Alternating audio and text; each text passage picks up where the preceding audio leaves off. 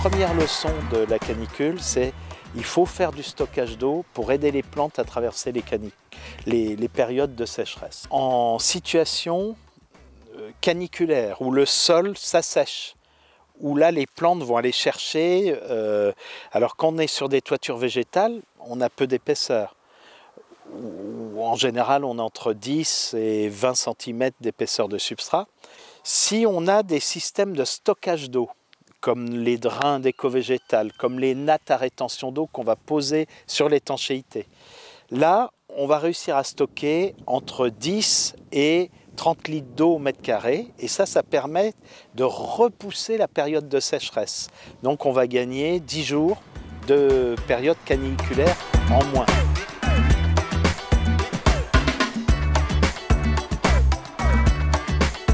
Et personnellement, je défends, et chez Eco-Végétal, on travaille beaucoup là-dessus, c'est de dire qu'on va faire plusieurs apports dans la journée, des tout petits apports, pour que les plantes aillent chercher l'eau de manière constante, régulière, et du coup on consomme très peu d'eau. C'est-à-dire qu'on va apporter 4-5 apports dans la journée, avec des tout petits apports de 2-3 minutes.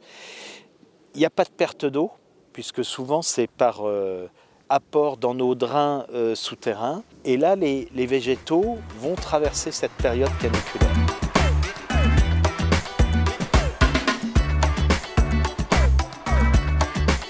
On a une natte à rétention d'eau qui est posée sur l'étanchéité qui permet de retenir de l'eau. On stocke l'eau aussi dans les drains, et quand on est en pleine sécheresse, on apporte un peu d'eau par des tuyaux qui sont dans les drains. Et donc l'eau stockée, elle remonte par cette natte mèche avec les fibres comme ça qui trempent dans l'eau, qui transmettent au-dessus du filtre au substrat l'eau, et donc par capillarité après la force de succion des racines fait monter l'eau, et donc il y a plein de petits capillaires dans nos substrats qui permettent de remonter l'eau jusqu'au niveau de l'horizon racinaire.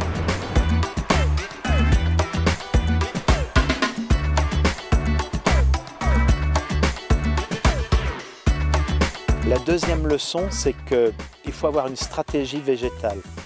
Il faut prévoir des plantes qui vont pouvoir se ressemer si on veut des fleurs, si on veut des vivaces. Il faut prévoir des plantes qui ont une capacité à rebondir malgré une sécheresse qui va être plus forte que le stockage d'eau.